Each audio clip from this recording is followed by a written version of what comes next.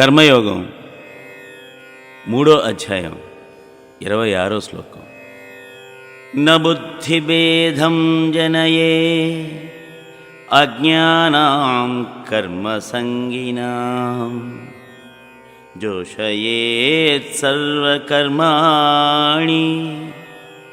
విద్వాన్ యుక్త సమాచరన్. మరి ఈ కర్మయోగాన్ని కూడా ఎలా వివరించారో చెప్పండి అక్క మాస్టర్. సామాన్యుడిని కలవరపెట్టకు. ఈ శ్లోకార్థం ఏంటంటే సామాన్యుడిని కలవరపెట్టద్దు. ఫలితముల ఎడల వ్యామోహము గలవారు ఉంటారు.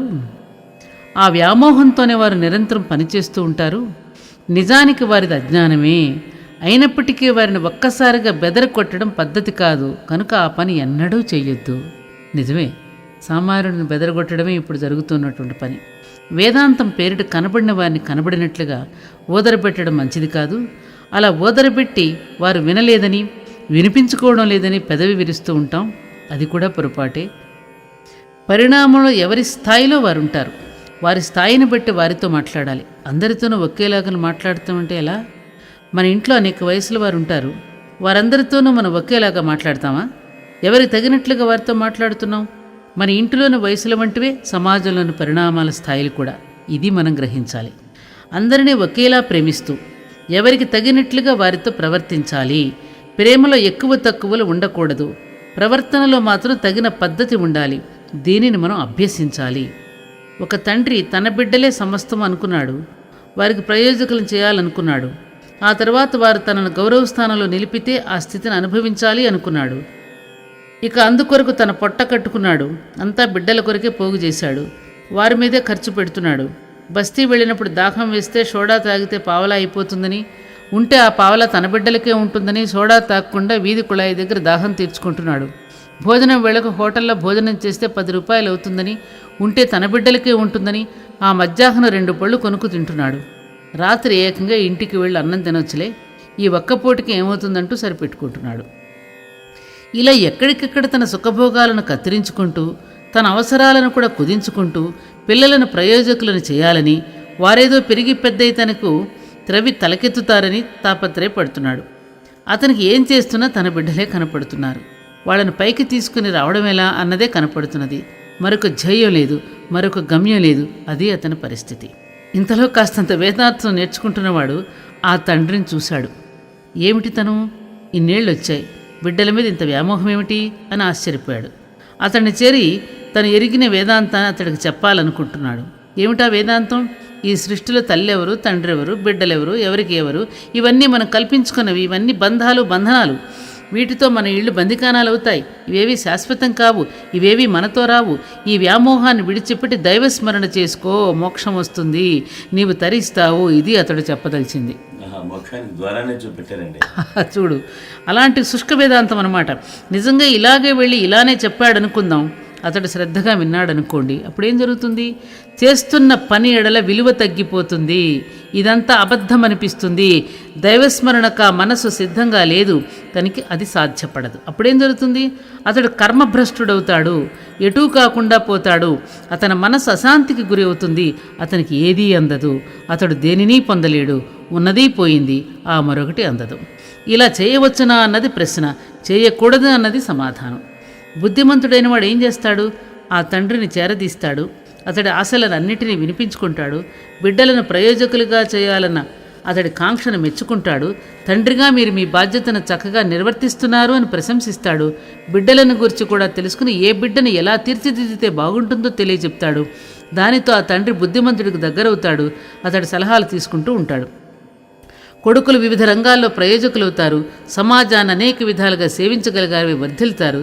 తండ్రి బుద్ధిమంతుడిని సమీపిస్తాడు. బాబు, మీ సలహాలతో మా పిల్లలందరూ బాధ్యత గలవాళ్ళయ్యారు, తలకు చోట స్థిరపడ్డారు, ఏ లోటు లేకుండా జీవిస్తున్నారు. ఇదంతా మీ చలివేనండి అంటాడు. అప్పుడు బుద్ధిమంతుడు, ఇదంతా దైవానుగ్రహం, వాళ్ళు 10 మందికి పనికివచ్చేవాళ్ళయ్యారు, సంతోషించు, శేష జీవితాన్ని దైవస్మరణలు విశేషంగా గడుపుకో అంటూ అతడి జీవితాన్ని మలుపు తిప్పుతాడు. చూసారా, వేదాంతం చెప్పడం వేరు, సారథ్యం వహించడం వేరు. వేదాంతం చెప్పేవారు కాదు, సారథ్యం వహించేవారు కావాలి.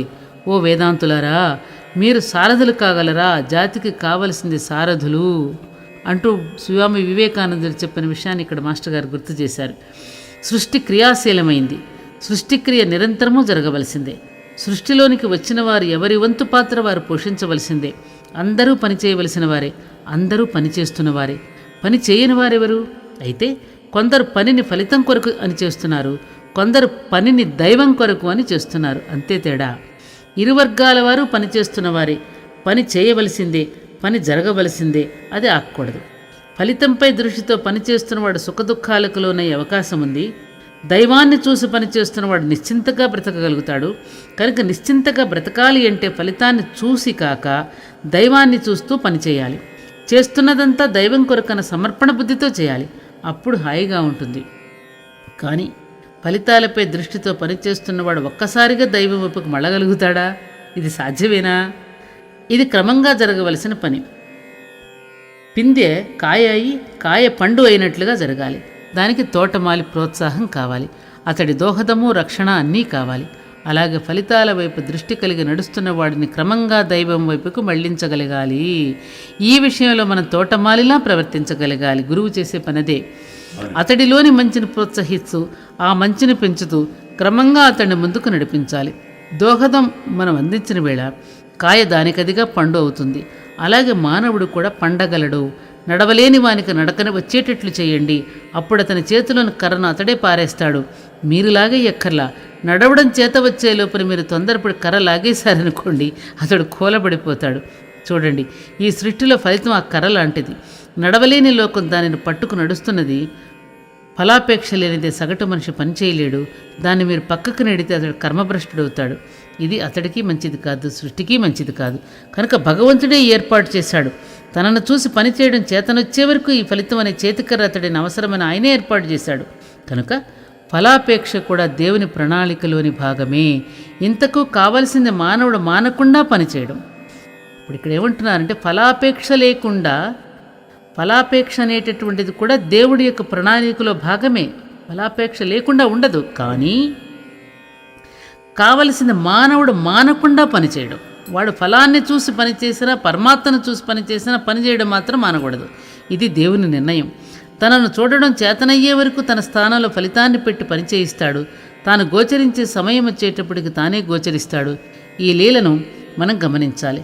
వ్యామోహితులైన వారిని ప్రేమతో తగిన విధంగా ప్రోత్సహించాలి. దేవుడి ప్రణాళికను ఎరిగి ప్రవర్తించాలి. దేవుని ప్రతినిధులమే వారిని సేదతీరుస్తూ దరిచేర్చగలగాలి. ఈ విధంగా ఈ శ్లోకానికి ఇంత విశిష్టంగా మాస్టర్ గారు మనకి వివరణ ఇచ్చారు. మనల్ని మేలుకొలిపారు ఒక రకంగా. అవునండి. ఈ రోజుల్లో మన పెద్దలు చేస్తున్న పని